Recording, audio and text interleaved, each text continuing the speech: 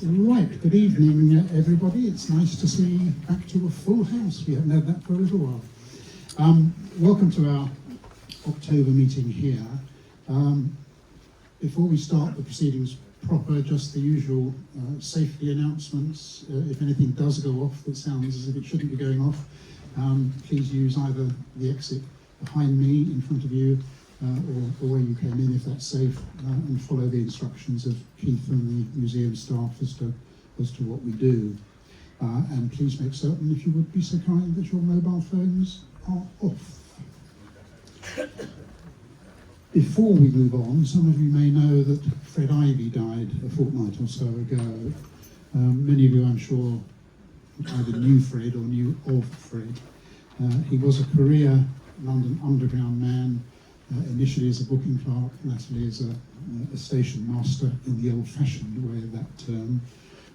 Throughout his long life, a dedicated photographer of anything to do with transport, and in what turned out to be a long and active retirement, a volunteer both with London Transport Museum, Bluebell Railway, Epping Ongar Railway, and I think for 40 years he was a committee member of the London Underground Railway Society.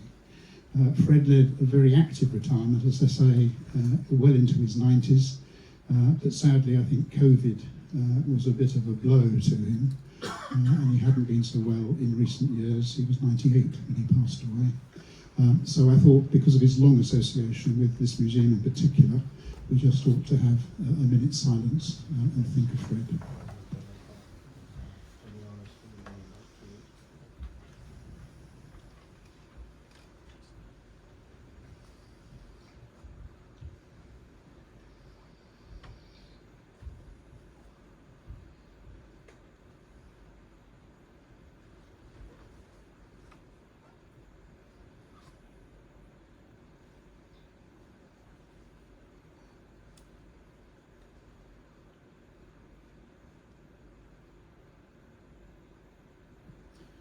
Thank you for that. By way of other parish notices, to draw your attention to forthcoming meetings, the next one is a meeting at Acton on Thursday afternoon, the 24th of October, when John Willis, who's previously spoken to us about his professional involvement with transport in Docklands, is going to talk to us about one of his other passions, which is the Crofton beam engines. Please pay careful attention to the fact that the next meeting on Monday the 11th of November, which would normally, according to our practice, be here, is not going to be here because the museum has given the booking to somebody else. How dare they? So we're moving to the appropriately named Friends Meeting House at Euston Road, right opposite Euston Station, when Andrew Braddock, who's here tonight, I think holds the record of giving the most number of talks to friends, is going to talk to us about 30 years of low-floor buses in London. That meeting, I think because of booking arrangements at the Friends meeting room, will start at 1900, 7 p.m. So it'll be later and in a different place. And then we are back at Acton for the next meeting, which is Ian Gledhill on trams of San Francisco, interurban trams of San Francisco. And then finally, this calendar year, we meet here again on Monday the 9th of December, when Edmund Bird, who's the heritage manager of TfL, is going to talk about TfL approach to the heritage buildings that it is responsible for and other issues in the heritage world. That meeting, which will start as usual at 6:15, will be preceded by the Friends annual members meeting at 17:30. You can come to one or both or neither, but it's the Friends annual members meeting at 5:30 and the meeting proper with Edmund Bird at 6:15. One other final thing before I hand over to Sam. You will know, no doubt, either from what you've read in the press or from the emails we have been sending out, that we have not been unaffected by all the problems that TfL has recently had following a cyber attack on its systems. Important to emphasise that all your personal data is not held on a TfL system, it is held elsewhere, so it has not been compromised in any way whatsoever.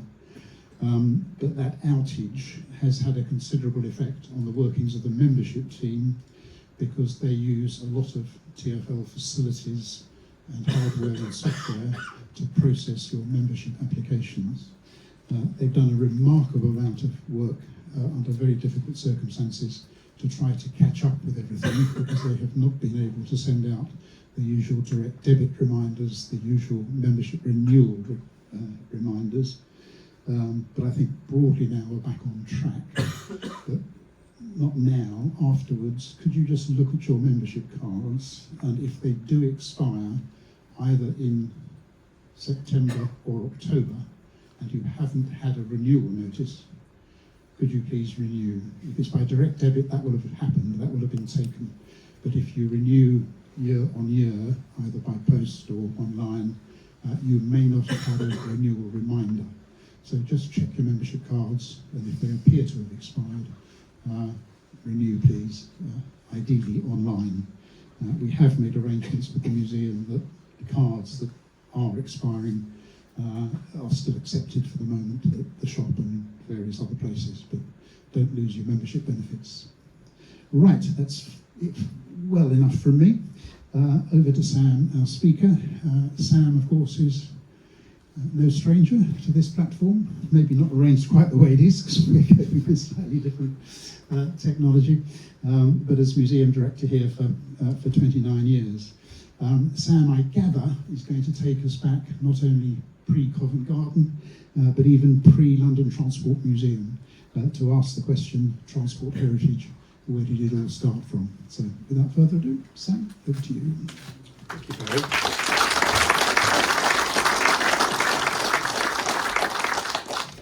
Well, thank you, Barry. It's nice to be back, and always good to be amongst friends.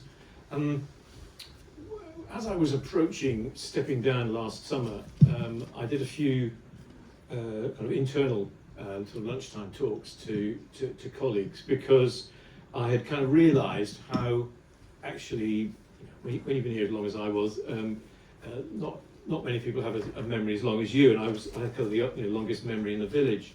So I was really surprised to find how little some of my colleagues really knew about the museum's past, particularly the distant past. So I've been sort of playing with that a little bit last summer, and I'm sure there are people in this room who know far more about some of these topics than I do, which would be really helpful, because in time I think we ought to be able to kind of write up the museum's history.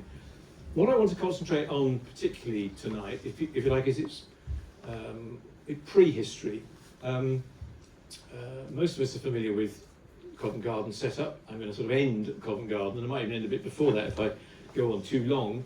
And Syon Park, but I'm kind of interested in where a regard for transport heritage came from, how it was exhibited, and particularly to answer the question, which was the first thing that was collected. So we'll probably start with that, and if you can join in the chorus with questions and fill in some of my gaps, that would be really helpful. The accepted view of what's the first thing was B340. We know that in December 1924, the London General Omnibus Company put aside almost one of the last of the B-type buses that was in service, and it was eventually to find its way to the museum at Clapham. And so when we set up a small group for sort of major donors and important stakeholders for the museum, like the past chairman and so forth, a few years ago, we called it the 1924 Circle, because we thought that's when the collection actually started. But as we'll see, it's maybe not quite that simple. So the B-type story goes back a little way before 1924. We just you'll remember that from the kind of whole battle bus story that George V got interested in the story of busmen going to the Western Front in the 1418 war, and a group of busmen from Moorgate Garage took their vehicle to Buckingham Palace in February 1920, and there's a bit of Pathé news of this, with everybody cheering and waving their hats at the thought to be maybe the first time a reigning monarch has been in a bus, but I'm sure someone else will know the answers to that story. And he was so taken with the story that he suggested that these busmen should be in the first of the Armistice Day parades in November 1920, what has become an event in the London calendar. And therefore, one of the buses, the bus that we think of as Old Bill, after Ben's father cartoon, was put aside for the Old Comrades Association and had various additions made to it. You know, the shell case across the scuttle and battle honours on the side, and so forth, and was used as a sort of fundraising support for the Old Comrades Association and other benevolent societies for men affected by the First World War. Meanwhile, 340, which is seen here in Battersea Festival Gardens in 1951, was used for all sorts of events.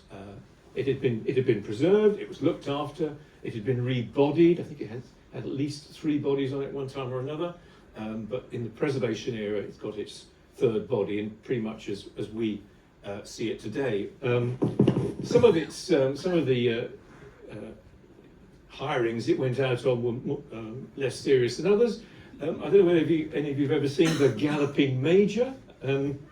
This is a 1951 British comedy, allegedly, a comedy sports film, it's described itself as, starring Basil Radford, Jimmy Hanley and Jeanette Scott, also featuring a very young Sid James, Charles Hawtrey and Joyce Grenfell in supporting roles, made at the Riverside Studios in Hammersmith. The title was taken from the song The Galloping Major, and the plot was centred on gambling at a horse racing track where people in a London suburb form a syndicate to buy a racehorse. And of course it's a complete no-hoper, and it runs in the Grand National. So here's B340, tricked out by the film company in the 50s. But the bus had been used for all sorts of sort of photo charters and events through the 20s, 30s and into the 50s. And then we turn to another old kind of an old stager of the museum's collection, City and South London car number 30, padded cell, seen here top left in its original condition at Stockwell Depot. It was withdrawn in 1922, at a time when the City in South London was about to be enlarged, and all the old rolling stock, both locomotives and cars, were withdrawn. Having been withdrawn, this one was partially restored in 1925 to its original design. In about 1900, it had windows put into it. You remember that the curiosity of the padded cells, so-called, was that the engineers didn't really need windows, and you only knew which station you were in because the gate man at the end of the at the car shouted the name of the stations out for you. But customer views prevailed, and so windows were put into them. They were converted back to its original condition in 1925 for the railway centenary celebrations, shown at District Railway celebrations in 1928, and probably stayed at the York Railway Museum and LNER's York Railway Museum until the Clapham Museum of Transport opened in 1963. It then moved to Syon Park, as we'll see. It was restored several times afterwards and is now on display at London Transport Museum. The locos that pulled it also have had a kind of interesting and unexpectedly checkered career. The one that we have in the museum is called number 1, but it's actually an amalgam of number 1, 13 and 14. It was in service until 1923, when the city in South London was about to be significantly enlarged, and then it was delivered to the Science Museum by the London Electric Railways, having been fitted with a false number plate to represent number 1. In 1990 it was restored to this orange livery for an exhibition at the museum to mark the centenary of the Tube Centenary exhibition in 1990. The kind of flat-sided City and South London locomotives were the kind of first batch, first 11 or 13, I think. And then this kind of more bulbous design was developed by Hunslet, who built all the electrical gear, and Crompton provided Hunslet provided the bodies, and Crompton provided all the electrical underpinnings. Top left is a photograph at Ealing Common Depot, where the 50 years of the District Railway were being celebrated. And this is Crompton locomotive number 36, of which you'll see more later. And then 2 others of the Mather and Clap type. Top left is, I think is 1924, number 11. And then down the bottom, the side view is actually quite an early photograph. It's 1906 of number 6, and shows that yellow and black livery into which the locomotive we've got in the collection was eventually redecorated. In fact, it says on the maker's plate, reconstructed in Stockwell Works 1906. And here's a nice, one of the quite rare early photographs of, this is a city in South London at Euston, I forget the date of this particular picture. It's interesting for all sorts of things. It's quite a rare photograph of the city in South London actually in action with crew and locomotive and carriages. It must be after 1900 because the carriages have got proper windows installed in them. You'll notice the island platform, which is very much a figure of the line until some of the stations really quite recently. And you also get a sense of the glass tiles on the over the tunnel roof, because all the photographs of the early line are black and white. We were quite surprised when we started finding glass tiles for the Hidden London programme, how kind of bright they were. They're quite slim, only kind of 5 or 6 mil depth, but of course they reflect the light extraordinarily well compared even to glazed tiles. So that's that one. And what happened to the locomotives other than the one that survived into the collection? Well, here's another this is a pretty rare picture. I think it's the only one in our collection of one of the Crompton locomotives with City and South London crew and a carriage next to it, and the carriage appears to have the original small apertures at the top, which can barely be called a window. And here the locomotives are being scrapped at Stockwell, being broken up in 1925, because of course the second generation electric stock on what became the Northern Line, later City branch, was of electrical multiple unit type. One of the surprises in all this was when we were doing some of the work last summer, Simon Murphy came up with photographs of a museum at Chiswick in 1928, which is called the museum. We kind of assume that it's possibly just a kind of the company's museum, but this is the building. The only picture we've really got externally is the bottom right there. It's at Chiswick Works. Not quite sure where. Not quite sure whether it was built for the occasion or redecorated for the occasion. But a number of the items which were to find their way into, which had been in the 1925 railway centenary and were going to be in the bus centenary in 1929, were gathered together in the museum. So you can see the 2 horse buses at the top left there, which had been acquired by the LGOC and were going to be restored by apprentices at Chiswick for the celebrations of the centenary of the London bus. You can also see Crompton 35 or 36 and one of the City and South London cars, probably the one that we've got in the museum, also here in the Chiswick Museum. We really don't know very much more about the Chiswick Museum than that. It's probably just a company store, a company museum. It doesn't seem to have ever been a public facility, but it suggests that there's some kind of consciousness that heritage was of importance, and we should be putting things aside as they approach redundancy, both rail, horse bus, and motor bus. Let's see if we can make this. This is Pathé News. This is the 1929 cavalcade for the history of the London bus. The irony is that most of the motor buses that are passing are in service rather than a museum collection, as they would be today. Here you've got the 1829 should be a replica. A crowd of urchins from central casting following the bus. Here's the two horse buses that have been restored for this event. Then Old Bill, which we've seen the origins of, without quite as much stuff in it.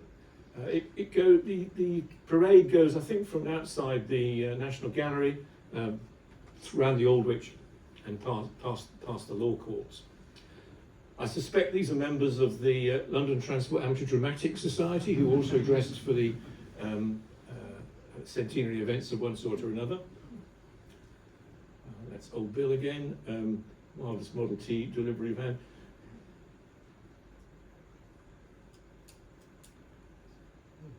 Because just about everything you see in this news, we're really, you'd actually want in the museum here. This is Australia House, I think, isn't it, on Aldwych, with church in the background.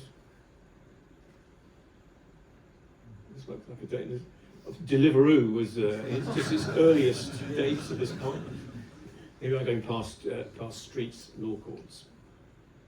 You'll see, I'm not sure this bloke's acting up as a cad, a conductor, and there's someone bravely coming down the stairs as the bus goes by. So a little kind of hint of the parade. Like a lot of other kind of commemorations of this era, it didn't really lead to much in terms of a museum being set up as such. There's a huge amount of last day of type celebrations that London Transport after 33 get involved in. Here's the last day of the NS, for example. We all know about the last day of the tram and so forth. But often, having done the big kind of last day event, things don't necessarily find their way into preservation. And the Crompton, you'll see here, December 1940, 31st of December 1940 was one of the biggest raids in the London Blitz. The City and South London locomotive had been plinthed at Moorgate at some point, not sure quite when. And you can see that the station has been kind of heavily damaged by bombing around it. Gates are all kind of hanging off. 36 is in the centre of the shot. The official line is that it was so badly damaged in the raid that it was eventually scrapped. It looks pretty undamageable from here and largely undamaged. But I think it says something about the fact that this wasn't particularly during the Second World War. This wasn't regarded as much a priority. So 36 is lost. Lots of you will know that trams and buses were put away at various wartime sanctuaries, Acton Works, trams, New Cross Depot, and then to Reigate. Here's 340 at Reigate in 1953, where it was. You can just see. You can see the NS peering around the side of the door there. So there was beginning to be a significant collection of road vehicles and rail vehicles kind of put aside slightly informally, with no kind of real thought about other than bringing them out for the odd event. And same kind of happens with the Met 23 upstairs, plinth here.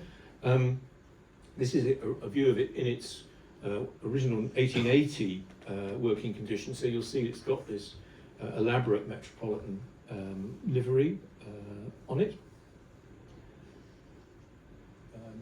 As you know, it had a kind of an interesting history. The Met 23 is one of the original A-class purchased from by the Metropolitan Railway, and then doing the inner circle service until it was electrified in 1905. It was subsequently transferred to haul longer distance suburban trains into Baker Street, and after a short spell on coal train duties, took up passenger work on the Brill branch until that was closed in 1935. So it became part of the service fleet, hauling engineering trains for night work until 1948, by which time it was the oldest working steam locomotive in Britain. In '61, it was externally redecorated, which is the condition it's in essentially upstairs, and it was to form part of the Museum of British Transport at Clapham when it opened in '63, about more of which in a moment. There were a couple of other kind of big farewells in '61. This is the last coal train on the left, going into Chiltern Court. Train went in to carry coal for the fireplaces in Chiltern Court, and brought the rubbish away, and here it is in August '61, hauled by one of the Metro Vics, Edmund Burke, and then lined up at Neasden as the A stock is introduced, electrification is introduced on the Met, are all the other Metrovic locomotives, of which of course 2 survive, Sarah Siddons, which we hope to see out sometime in the coming year, and the locomotive upstairs, of course, as well. And in '61, some of you will be able to remember, I imagine, there was a big kind of farewell to passenger steam put on by London Transport. As a special train that worked from the Saturday afternoon, the 9th of September, worked from Baker Street to Amersham, which was then the limit of electrification, and the 6 dreadnought carriages were hauled by Michael Faraday, number 18, as far as Rickmansworth, and then by a 264 tank onwards to Amersham. And we've got some of the posters that were produced for that event, and one of the special tickets. I suspect 6 shillings was quite a lot for that trip.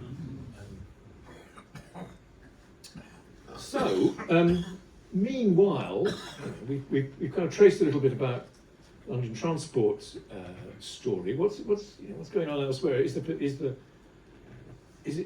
story any different elsewhere? This is an engraving of the celebrations of the North Eastern Railway for the 50th anniversary, Stockton and Darlington, 50th anniversary of railways. Of course, we're about to do the 200th next year. The North Eastern put on an exhibition at Darlington. There was a procession from the marketplace to the North Road Engine Works, where this was. There was a statue unveiled to Joseph Pease, and there was a banquet for invited guests, and a firework display on two following days. A huge number of locomotives were kind of brought together for the exhibition, which I think lasted for only a few days in the North Road Works, and then were largely dispersed. Similar kind of event took place for some of you will have seen some of the movie film of this before, but there was a London North Eastern Railway Museum in York, which had many of the kind of the sacred items of railway history. It's one of the reasons that York, I think, was chosen when the National Railway Museum was created in 1975. There was a big centenary cavalcade in 1925. The locomotion replica, a lot of actors dressed for the period part, and then a sort of moving storyboard on the back of various flat cars along the former Stockton and Darlington line.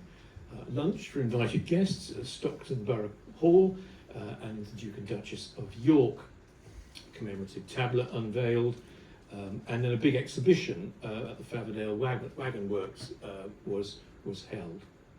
Again, lots of things were sort of pulled together, pulled out of dark corners and out of service, that were then largely dispersed afterwards.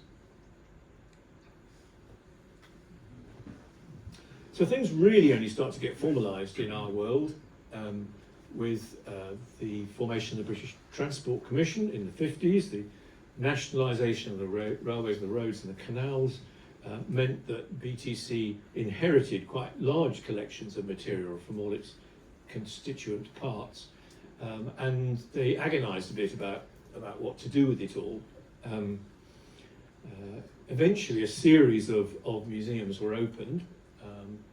Stoke Bruin for canals, for example. Tramway Museum at Christ was kind of tolerated, and Museum of British Transport at Clapham, which has many of the things that we're interested in our collection. And it's interesting that I gather that in the 50s there was quite a big movement amongst kind of railway management that they didn't need to keep whole steam locomotives. You could just do it all with models, model railway locomotives, that is.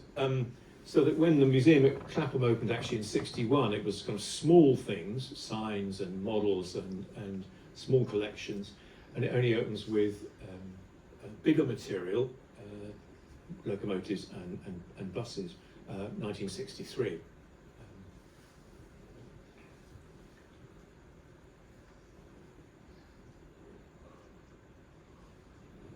So Clapham High Street, I went there as a boy on a trip from school, I seem to remember, because Mallard was very memorable there.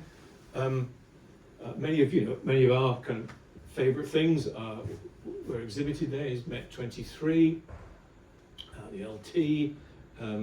Here's the rocket replica on the plinth outside, single driving wheels outside. And the museum lasted for about 10 years. It was losing as much as 30,000 a year, people said, in the late 60s, early 70s, which strikes me as a really modest subsidy for a museum. But eventually, as you know, it was the collections were split between a London destination yet to be found and York.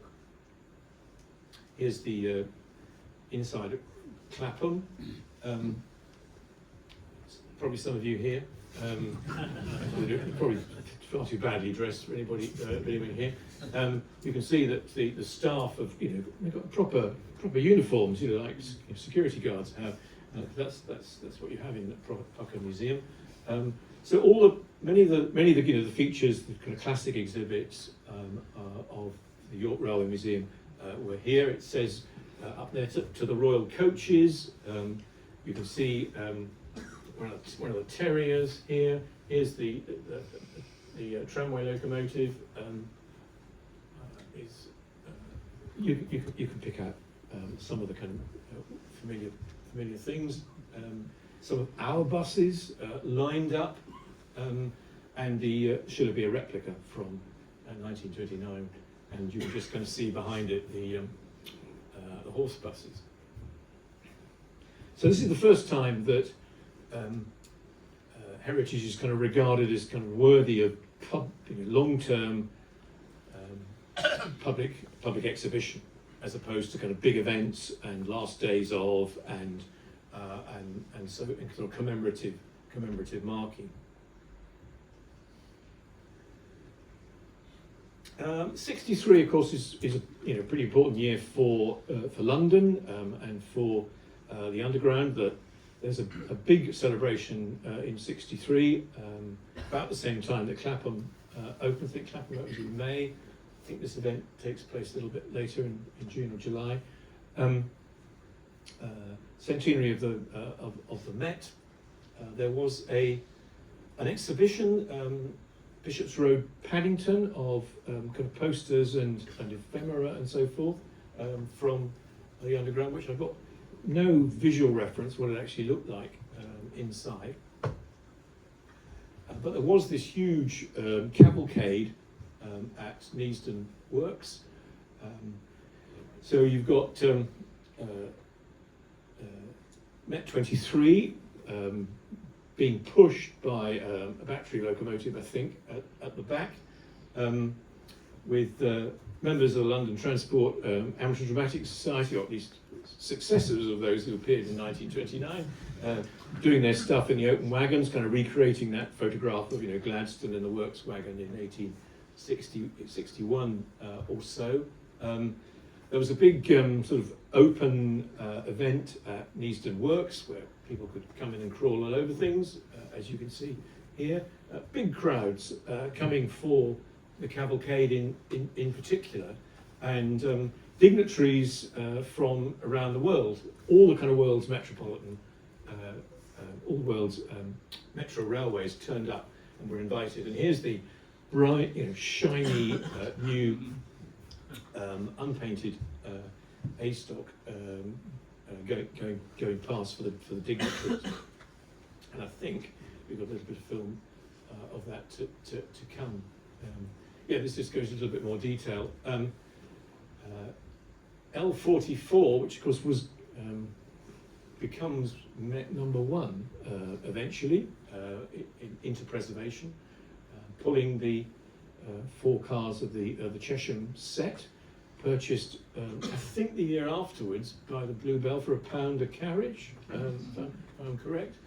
Goodness knows what we had to hire them back for in 2013, but I think they did such a wonderful job that I really couldn't possibly complain. And there was a commemorative run from Bishop's Road to the city, a little bit like the Tube 150 that we did in 2013.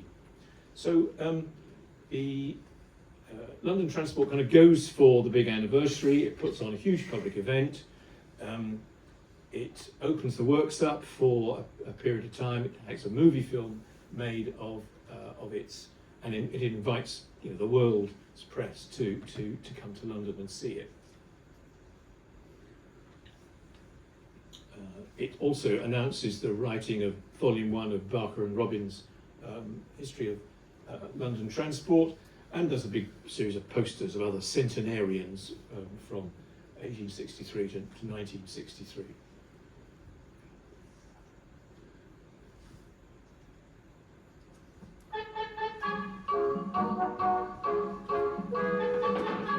This goes on for some time, which I won't permit it to, but I'll just give you a taste of it, a kind of quite a pucker documentary made. Neasden, May the 23rd, 1963. Marquees beside the workshops, a temporary stand, and people gathering to celebrate a 100th birthday. Well, if it isn't old John, and there's George Gladding, who comes very near to remembering when it all began in 1863. He wouldn't know much about that. Met steam Would workers. he? Yeah. I just missed it. Today's the day for remembering. For George Gladding, for Mr. Granger, the vice chairman, and for all those others who saw their working days through, or should it be in the underground. As well as for quite a few top people in this particular line of business. The old metropolitan hands have gathered from practically all over Britain, and the top people have come from almost every other city in the world with an underground transport system, including Moscow and Tokyo. Here's somebody, Mr. and Mrs. Manser. Anthony Bull, member of the board, being welcomed by A.J. Webb, chairman of the Centenary Arrangements Committee. Talk about his pipe in, you'll notice the chairman of the Centenary. A couple of guests, and Mr. Ottaway, chief supplies officer. Mrs. Valentine, and, yes it is, London Transport's chairman, Mr. Alec Valentine.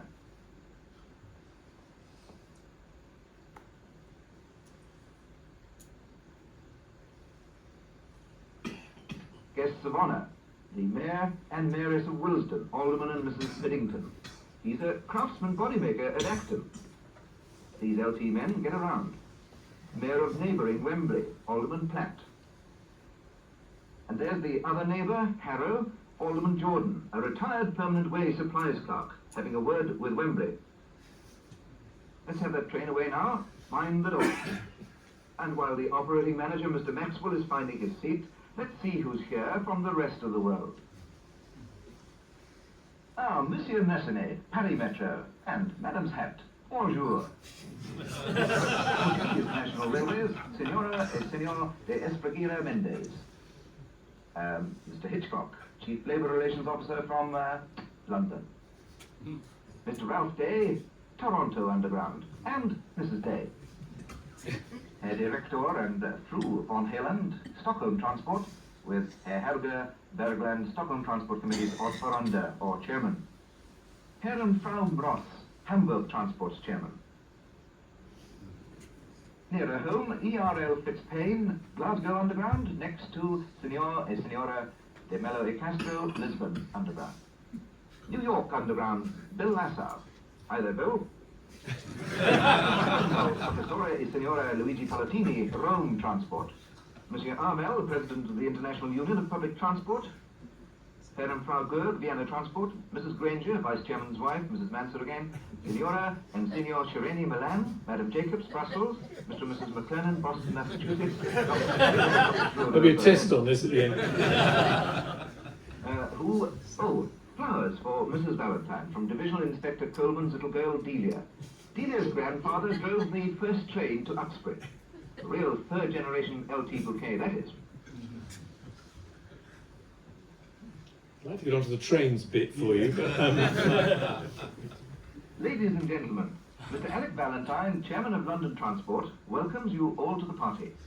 Thanks you all very much for coming and helping to make it a success by your presence, and hopes you will enjoy it as much as he's going to make sure he does. Now to business, and the grand parade of exhibits to symbolize and celebrate the first 100 years of Underground Railway history. Ladies and gentlemen, it is London Transport's pleasure to present locomotive number 23. Built at Gorton, Manchester in 1866, when the first stretch of the Met Line was only 3 years old. Just beat me by 4 years, but I fired her and driven her many a time, and I'm still steaming. She isn't. The first engineer, John Fowler, specified that she should condense her own steam. Trouble was the water in the tanks got warm, so we had to keep on picking up fresh. They must have been wonderful times, with Alice in Wonderland just published, the first transatlantic cable, the first tin of condensed milk. One of the ways was 3 and 6 a day. The driver got 6 and 6 right up to 1890. Prussia rumbling forward too, and the air thick with ideas and political change.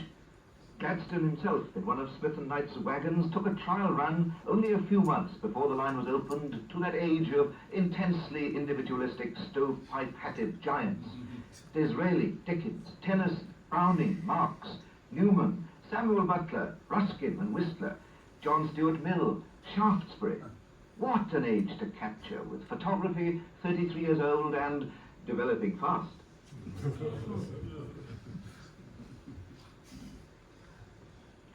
And we mustn't forget the ladies, unemancipated maybe, but still leaving a considerable mark. Mrs. Gaskell, George Eliot, Miss Buss and Miss Beale, Ellen Terry, Octavia Hill. Number 23 must have hauled many of these. No doubt she hauled the crowds for Queen Victoria's Jubilee. Running all night we were. The men never paid overtime, but they gave us a week extra pay.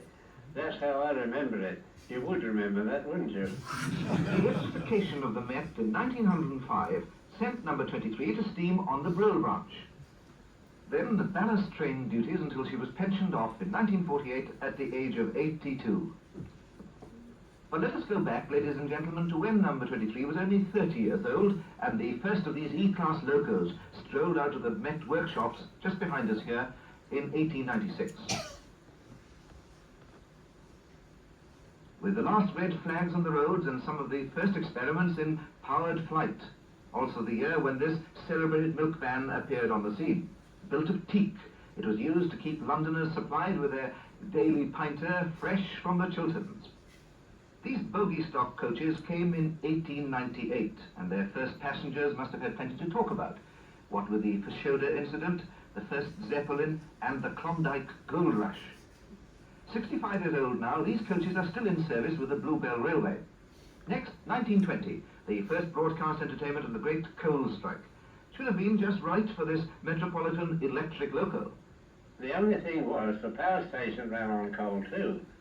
This is the famous Dreadnought stock, built in 1910. The locomotives were named after local celebrities. This one commemorates John Lyon, who founded Harrow Grammar School.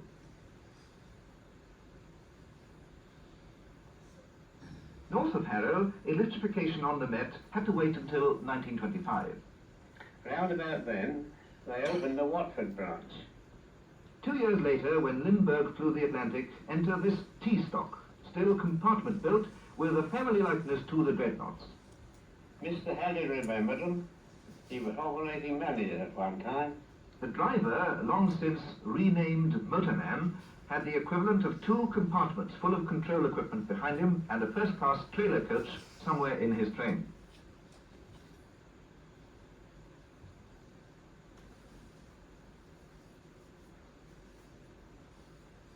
But once again, ladies and gentlemen, retrace your steps to 1920, the League of Nations, Home Rule for Ireland, and these F-stock coaches, initially also dubbed dreadnoughts, but soon rechristened tanks.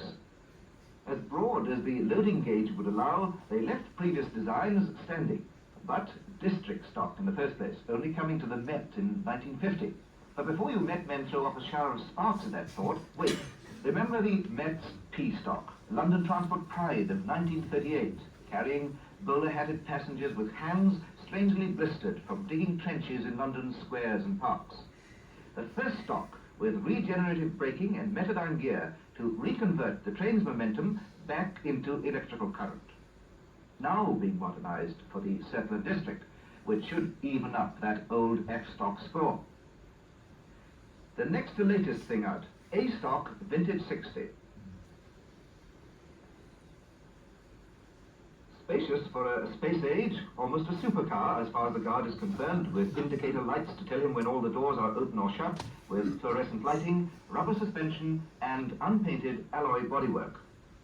Acres of standing room, comfortable seats, a multiplicity of doors, bags of luggage space. A multi-purpose compromise designed for short-distance city workers as well as for long-distance shoppers and late-night theatergoers. And a far enough cry from this.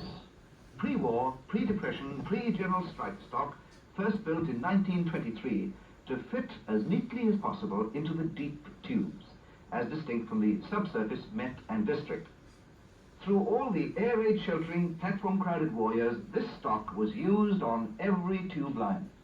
And it's only started disappearing since 1956. But even before the war, you inspectors were turning your attention to this, 1938 tube stock.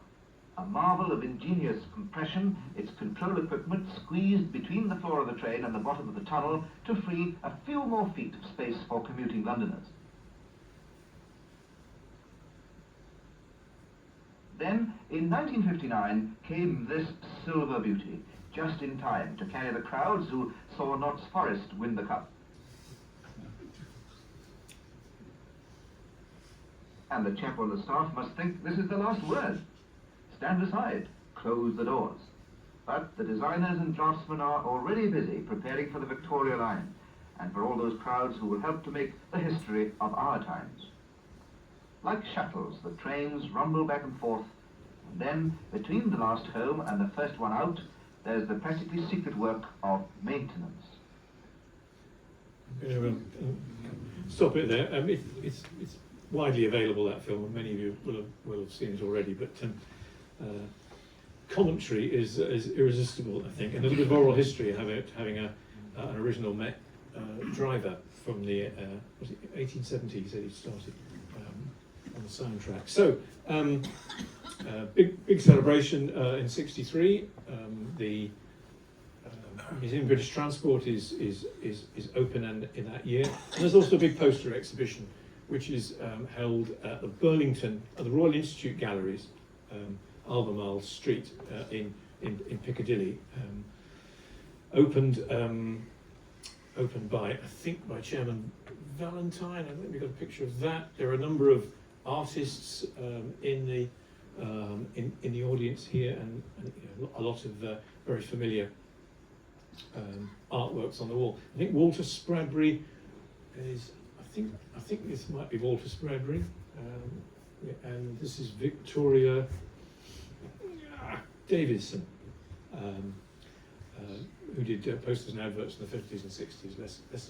Less of a well-known name. John Farley, the artist, I think is down here for those who know this world. A big public opening at Neasden. You will notice that the T stock, the F stock, and the B stock all disappeared very shortly afterwards. I think there's some T stock at Quainton, isn't there? But we didn't actually hang on to too much of this stuff afterwards. There was a struggle by enthusiasts to buy. Well, they eventually end up buying what becomes Met Number 1, having put their name down for something else first, which turned out to have broken frames. So we're not quite into the heritage age yet, but it's hugely popular. Spot yourselves here. Not you, Oliver, here, is it, in the shorts? Climbing all over the exhibits, it's an outrage. Curators would have a complete fit.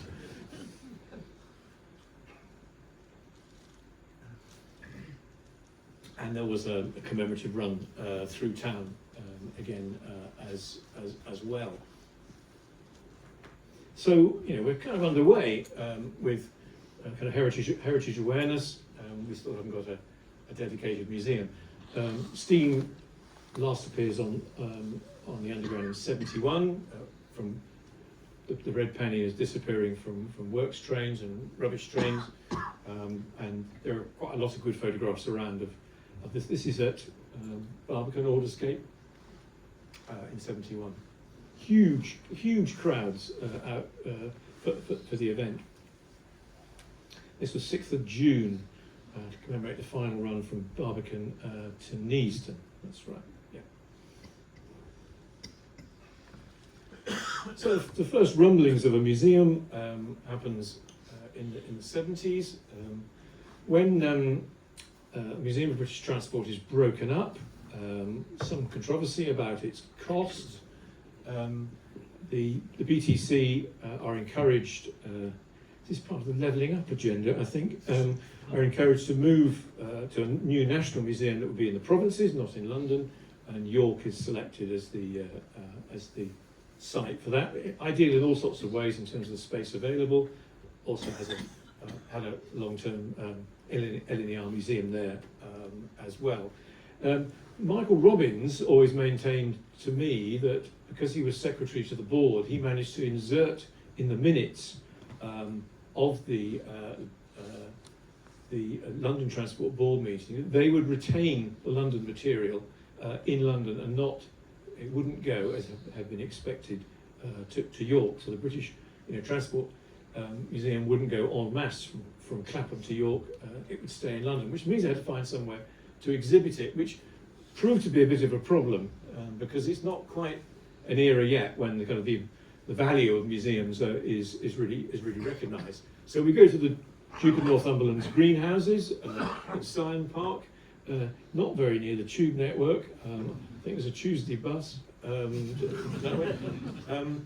But the London Transport Collection, as it was called, still not quite called a museum, was opened in '73. This is Michael Robbins actually at the opening, and you can see the bus has got on the side of it, London Transport Collection. This is is it the K? I can't quite remember. Something of a tradition of operation there, but essentially a big static exhibition in a blacked out greenhouse. I think this is close to the opening day. The floral tribute is still in position in the middle of the museum. You can see the sort of rather inadequately blacked out greenhouses. Again, I suspect a number of you went there. It's a place I didn't get to go to. And this is the way it was presenting itself as very much a collection of vehicles, although it did have the kind of story of London transport sort of round the edges, and quite a lot of the kind of smaller items in the collection there as well. But the opportunity comes up in the late, in the mid 70s, to move the museum to where people were going to be, rather than trying to drag people out to a rather inadequate site on the edge of London. And Covent Garden was being considered in the 70s in terms of regeneration. We have to remember that at this date, culture and kind of shopping and so forth is not an accepted kind of form of regeneration for inner city areas. It's a kind of newish idea that's been tried in one or two locations in Boston and San Francisco, but hasn't been done in this country before. This whole area had been threatened by redevelopment under the former Westminster kind of plan, which would have seen most of the kind of historic district clear felled for roads and car parking. But the overnight listing of 180 odd buildings in the early 70s, late 60s, I can't quite remember the date, by Geoffrey Rippon, the Minister for the State for the Environment, means that the historic buildings in Covent Garden are going to stay, and we have to find a new use for them. My understanding is there was a competition undertaken by the GLC for an appropriate use for buildings such as the one upstairs, the Flower Market. And there were a number of entrants. I think it might have just been, never looked into the competition, it'd be interesting to see. I believe that Kew Gardens were one of the entrants. Michael Robbins, I think, was very instrumental as being a senior figure on the board with a sensitivity to heritage. He was a published railway historian, as you know, the Railway Age, the Encyclopedia. He'd written the history of Middlesex, and he, I think, was instrumental in convincing London Transport that they should bring their collections together where people are likely to be in the centre of town, rather than dragging them out to the edge. So the deal is done in 76, 77. Conversion starts by London Transport Architects in 78, 79. There are people in the room who are involved in the move from Syon Park down to here, and the museum opens in 1980. Last few days of the market, 74, very familiar, architecture, which all the changes that we've made over the years have been obliged to respect the kind of views through the building and so forth. And we've got a pretty fragmentary archive of what it looked like just before, as the museum kind of moves in and does the conversion work. This is the entrance that you came in this evening through the covered way into the market. This is the area, the floor, I think, next door where the offices are. And here's another view of the entrance. You can see the museum signs for Museum Mark 1 are up there and ready to roll.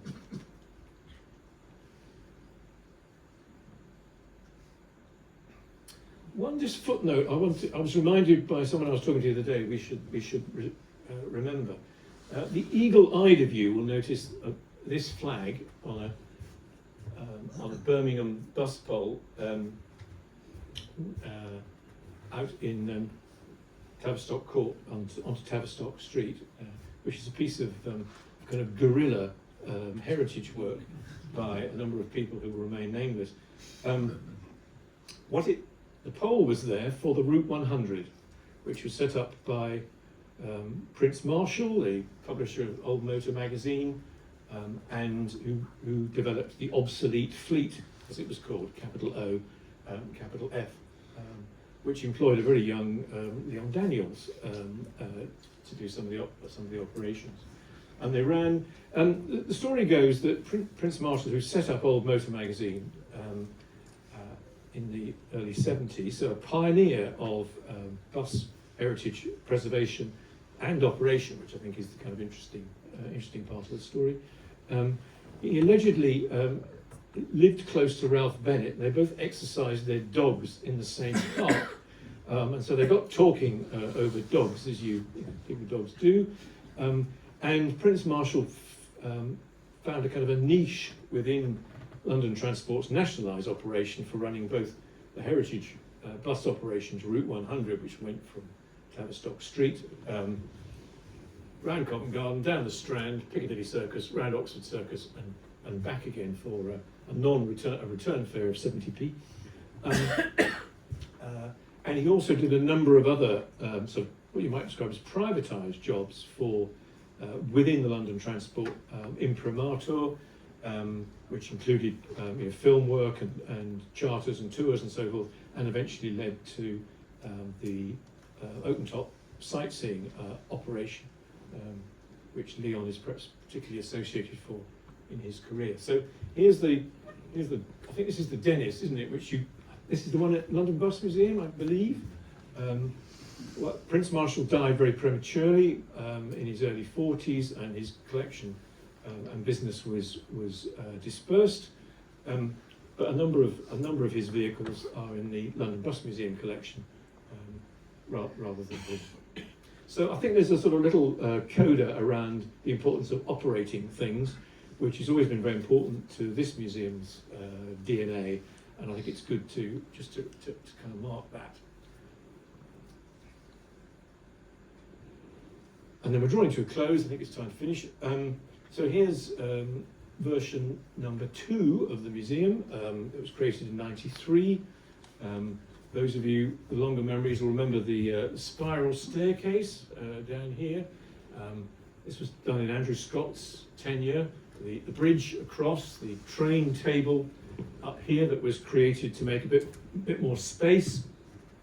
There was a gallery at the end of the train table, which had an exhibition space in, and there were these revolutionary touchscreen interpretation devices, always called LIPs, local information points, and we had that kind of semicircle of chronological semicircle of buses. So when I first came here, which is the point we need to finish, we had to do speeches at various events kind of off the top of the stairs, which was it's like speaking to a gathering from the bridge of the ship. My third day, I think, we had the corporate members reception, and I had to go, prepared speech, fortunately, and I didn't know who I was talking to, really. I remember Bob Kiley threw a complete fit at being asked to do it, and someone had to kind of find a lectern that he didn't have to stand on one leg to deliver his speech, which was then recovered from the waste bin to which he thrust it, having a bit of a tantrum, and we got on with the event eventually. Just kind of finishing chronologically, the creation of Acton Depot is, I think, a really, really important part of the museum's story and development. When I first arrived in '94, everything was all over the place, but Hendon substation had a whole bunch of stuff in it. Ashgrove garage, half of it was being used as a bus garage, and half was being used as our collection centre. There were kind of porter cabins placed within the bus garage for the more sensitive material, the posters and maps and artwork and so forth. Unfortunately, the fence between the two halves was only sort of chain link fence, so the particulates rose on one side of Ashgrove and then fell on the other. There was also a company next door which made furniture, which had a revolutionary boiler that used sawdust as its for its propulsion. When which broke down on a regular basis, and this would also fall as rather heavier particulates. So the buses were absolutely filthy all the time at Ash Grove. But it was really important to have a good storage space, and that, of course, in time leads to the move to Acton. These are one of the porter cabins with the prints and drawings in, and his stuff. It's kind of familiar to us, lined up, and I'm not sure that might not be at Acton Works actually, rather than at the rails suggest it can't be at Ash Grove. And my first task was to find the location for a new storage facility, and we hung on some time to get hold of Acton. And it's interesting to see this. Here's the traverser that ran across the front of the crash repair unit. So each of these bays has one car shipped in it for repairs, pushed in by the battery locomotive. If you go to Keith's store, you can still see where the rails are in the floor, in that kind of grey part at the back. And then we built a roof right over these and repositioned the sidings and doubled the length of the workspace next door. First opening at the depot. I think this is the famous occasion when there was a bus replacement service on the Piccadilly line going from Acton town to Heathrow. I'm sure it's apocryphal, but people turned up in our queue for the depot with their suitcases. It wasn't even Terminal 4. But as you remember, it was a kind of big success as a publicly usable, visible, visitable space from early on. And so much else that we've done subsequently is based on having our collections, really well stored in a recoverable place, so we know where they are, it's well looked after, it's secure, and if the museum is about anything, it's about really good, authentic history-making, storytelling, based on access to those collections, and Acton is just the foundation of all that. I think I will pause at that point, Barry, otherwise people will start having to ring for a chariot.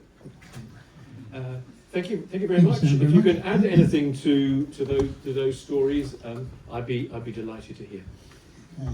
I've been doing a little bit of research on Fred Ivy's life, ready to write a proper tribute in the Friends magazine in due time. And one of the interesting things is that basically his underground career was in two halves. He was a booking clerk for a long time, and then he moved into station management. But in 1961, when he left being a booking clerk, he moved to Neasden as a depot clerk. So not a passenger-facing job, but behind the scenes. And I reckon Fred, who was quite a savvy guy, knew what was coming up in 1963 and thought Neasden's the place to be with my camera when all these exciting things happen. And he has got some remarkable photographs of the cavalcades and everything. So great. I think he was being very crafty in 61 and looking ahead. Anyway, yes, so questions of things that Sam may know but he hasn't mentioned, or particularly things that you might think that you know but Sam doesn't, so contribute to the ongoing history. Thank you.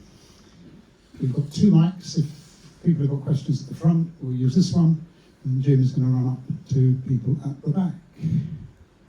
Don't be shy.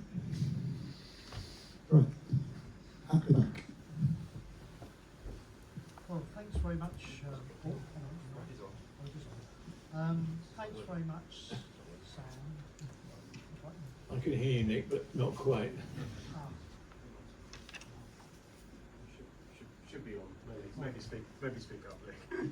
We'll try again. Thanks very much, Sam, for a most interesting look through the history, including that marvellous film with the driver from the Met Railway steam loco, which I must admit I've never seen before.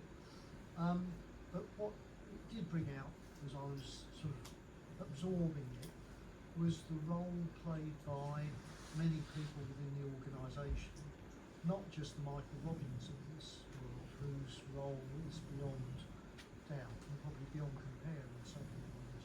But the ordinary people, and the example that comes to mind is, I'm sure many of us joined the organisation with a rose-tinted view of what we were going to be doing, both in terms of the day job and the declaration of our interest and passion for it. And we very quickly learned that in some parts of the organisation that did not pay, and you had to very quickly learn how to interpret instructions that were given as to what you could and could not be expected to do. And so much, I think, of what now falls within the museum was done by many, many people, squirreling stuff away or interpreting decisions about the fate of certain, well, quite large objects at the times. And a good example, if I can quote it, was the acquisition of the Standard Stock fleet, where we discovered people like Chris Green, who I obviously knew of, was actually quite an enthusiast and was instrumental in getting that fleet together to give representatives of each build of Standard Stock. So there's a lot of, I won't say it's hidden, but there are a lot of people, including many in this room, who would have known lots about the organisation and its approach to heritage, and as I said just now, how to interpret it to best effect.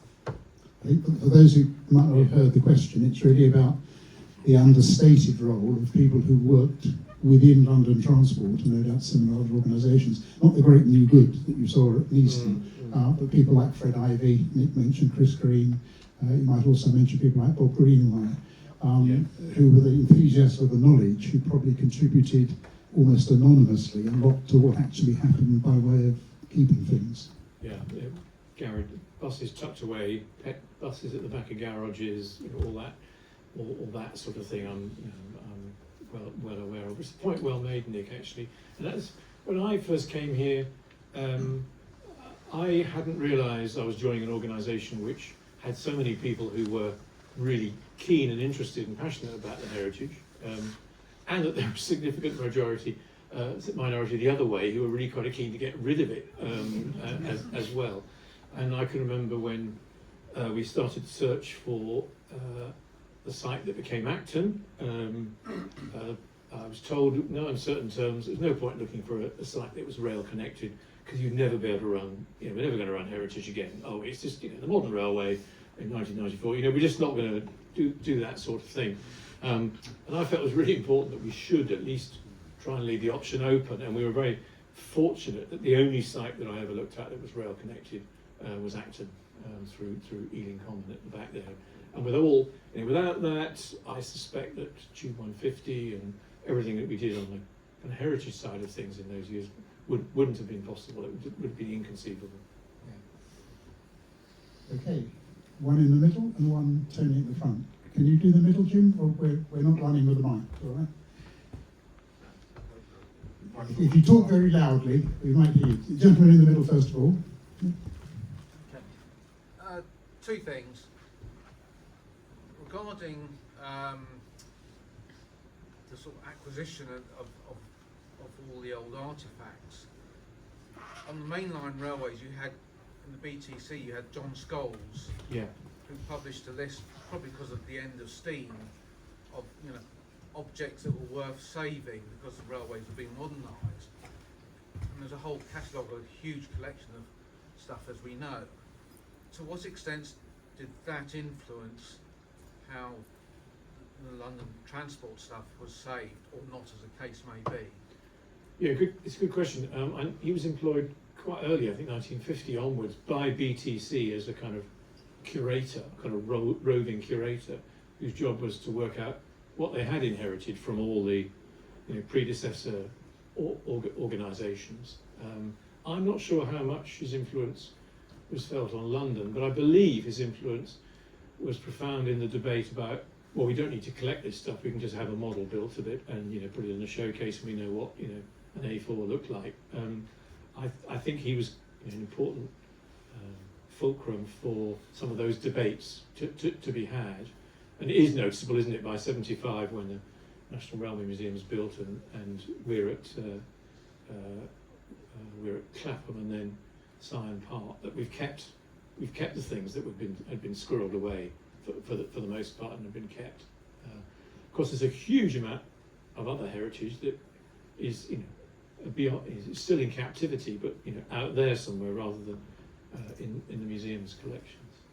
My other question really was, if you look at particularly railway stuff that's been kept, the underground stuff,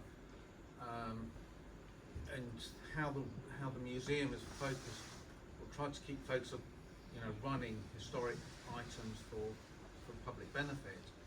But apart from the Q stock and the 1938 stock, there's nothing on, you know, from almost 100 years later.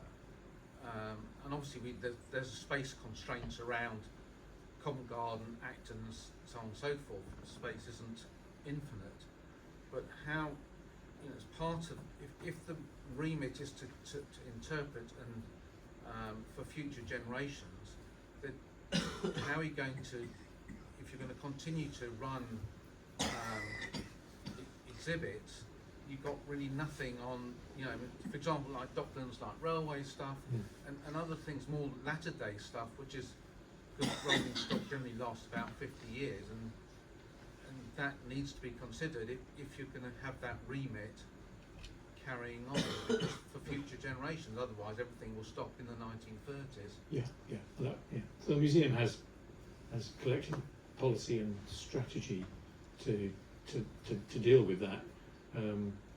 You're right in that space isn't infinite, but my successors at the museum are looking for extra space, extra site, because the issue with Acton these days that it's so full. It's hard to do all the public activity that we're committed to doing there, and the volunteer work and so forth.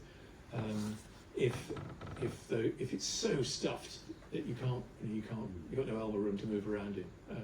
So we're looking for a satellite space to put some things in to make some more space in Acton. Thanks, Sam, that's excellent, and you reminded me of things I probably have forgotten about locations where things were. Thank you. We speak very much about the kit and material used in past generations, but I can think of management styles and the family when I joined that knew back into almost horse bus days. And I wonder whether we should do more while we can to recall the stories of people of the past and how they functioned. Certainly when I joined London Transport, I felt I was joining a family. Yeah. Many of whom had actually started work almost thousands of years ago, but been there. And I think those, I feel we should do a little bit more to sort of capture the guys and everybody who worked there, and how they functioned and their style. Geoffrey Ferniak and his style, Michael Robbins and so on, thank you, he's a great character. Somehow put them down as well, somehow, while we're still alive. Yeah, that's good. It's a good point you make. I think there are two things worth saying in response.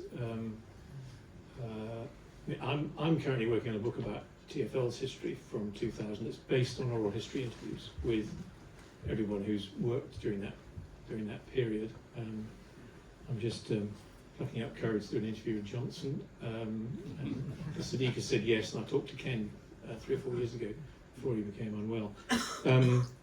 But I think our approach to the kind of work culture has been a little bit patchy. In my time, oral histories have been done when, you know, somebody of great age has turned up in a care home, and someone is, you know, wheeled out to go and interview them. And I think oral histories work a lot better when you take one subject and kind of go at it, you know, really, really seriously, while people have still got their memories and their wits about them. And you know, I think it's interesting, you know, to talk to even now, you know, the people I'm interviewing who were, you know, at work in the 90s or the 2000s, you know, are their memories already a bit, you know, rosy tinted? When I interviewed Ken Livingstone, he didn't tell me anything that I couldn't have read in his autobiography of 2011. Maybe that was because his memory was already going. But I think people who've told stories endlessly will always tell the same one over and over again. It's really hard to get behind, you know, the story that I've told, you know, 15 times before. It always comes out the same way. So I think that sense of perhaps looking at particular subjects. When I talk to my interviewees, two things always happen. I tell them at the start that just think if we had, you know, a crackly wax cylinder of Lord Ashfield having an argument with Frank Pick about Charles Holden's costs. This Piccadilly Line extension, the stations, you know, far too luxurious, it's costing us far too much money. We've got nothing like that. We haven't got any kind of real kind of, you know, grain of what it was like to manage the organisation. We've got some clues from much later when arguably London Transport had kind of, you know, had sort of ossified a bit. But I do think there's that's usually my starting point. And often the finishing point of an interview is you know, we'll turn the, well, of course, it's first rule of oral history is as soon as you turn the tape recorder off, someone tells you something really interesting. And you have to go outside the door and, you know, frantically try and remember it. There was a marvellous moment when I was interviewing Ken, and he turned off the, we turned off the microphone because he was doing a live interview with a radio station in Dublin about congestion charging. This was just after the election in '99. And obviously the last thing of the interview, you know, interviewers do it. You know, one more thing, Ken. And I heard Ken say, "Oh, Boris Johnson, well, he did fuck all after me as mayor. He hasn't got a moral bone in his body, and I wouldn't trust him in the same room as my wife. Is there anything else you want to know?" And, you know, Milado in Dublin, the interview stopped quite quickly at that point. Often interviewees sort of say afterwards, "Oh, that's, you know, it was really interesting sitting down and talking to you." This might only be about events, you know, 5 or 10 years ago, not necessarily the kind of distant past. I think that people who work in transport, there's so much, their job is so much in the moment. You know, is the service running properly at 8 o'clock this morning? What's going on with it, you know, on that particular bus route, or why is the DLR fallen over? There are very few kind of opportunities to be reflective, I think, about their practice and how things were and how things have, you know, developed and changed over the years. One who will remain nameless always says to me, "Well, when are we talking again?" Because I found that therapy, you know, really quite useful. I think it is a sort of serious point amongst that. So that's what I'm trying to do with the book. Actually, is bring out some of the grain of it. You know, a walk in the weft, and bring a transport in a world city. I can claim to have visited both the Clapham Museum and the Syon Park depot, and I've got booklets that I purchased there to prove it, and indeed the Neeson event in 1963. I don't know if that means that I now qualify as a piece of transport heritage or not. If not yet, then soon. One institution from which you would be a good idea to collect memories whilst the people are still around is Aldenham Bus Depot, because there are people who work there around, but not that many, and I think now would be the time to capture those recollections if you can. But the question Works, I should say. The question I wanted to ask you is this: it stems from a conversation I had with a friend of mine last week. He is a retired railway manager, and I mentioned that I was coming to this talk, and he said, "Oh, what a shame, what a tragedy has befallen the London Transport Museum." And I said, "What do you mean?" Well, he said, when it opened, it was a proper museum, but now it's just a theme park. I think there's a serious point in there somewhere. What's the target audience you're aiming at? How much detail is it appropriate to get into? How necessary is it for people to be able to climb about on these artifacts? And do you think there's any merit in that criticism? No, not really. I think the museum's enormous strength and the position it's in at the moment is that what it does in terms of exciting an interest in the business of transport in London amongst school children, Londoners, and their visitors is seen as of real significance. And if we did a museum that was designed only for railway enthusiasts would have gone bust 20 or 30 years ago, because they amount to 10-12% of museums visitation. We're a big enough organisation now and clever enough to do things that at Acton are kind of aimed at a more specific audience. We lay on specialist tours on design, or you can crawl over the buses on an open day. I think we can provide for that specialist audience, but it doesn't maintain a proper educationally founded museum. And when we did Tube 150, the world's media turned up to Moorgate when the train came in on the Sunday morning, and Johnson, who was mayor, and Peter Hendy and Mike Brown and Howard Collins were all interviewed on the platform by the world's media, literally the world's media, and they kind of all sort of asked the same question. They all sort of said, "Well, Commissioner, this is all very interesting, 150 years, but where's it going from here? Where's London Transport going?"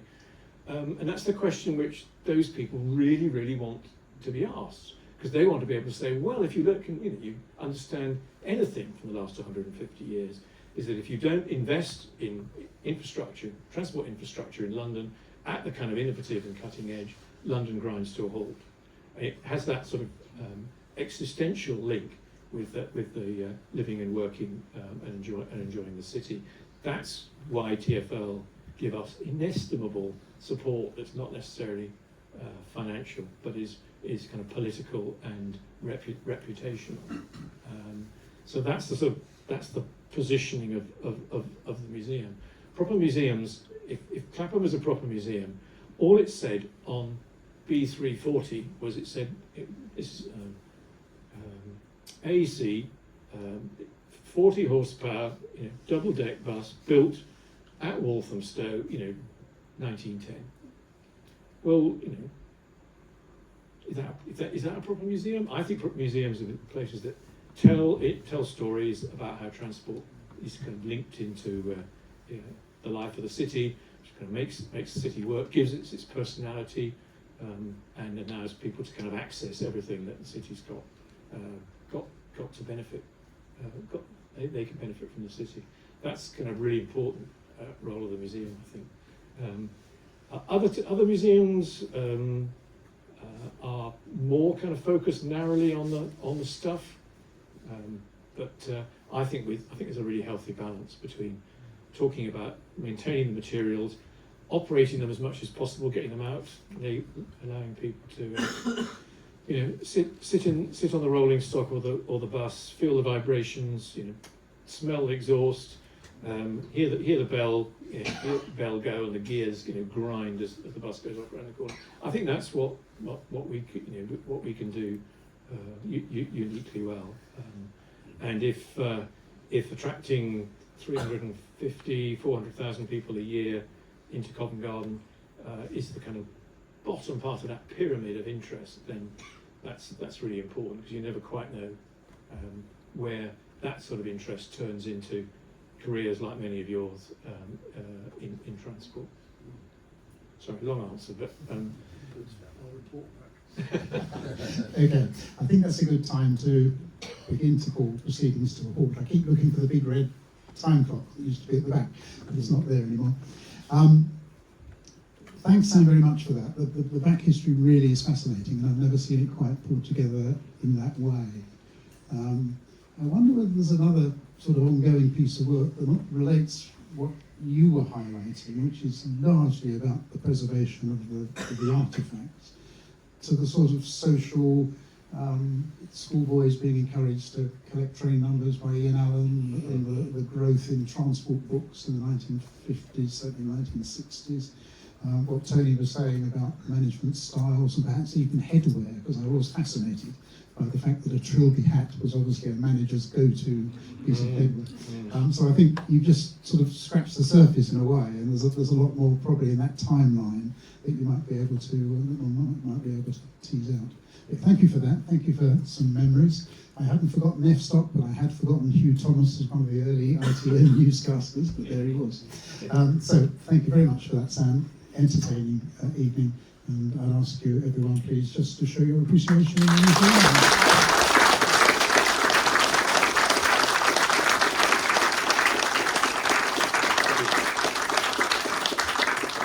Right, take away three things, please. Take away a happy memory of Sam's talk, the need to check your membership cards to see whether they've expired, and the fact that you don't come here for the next meeting. It will be at the Friends Meeting House at Euston.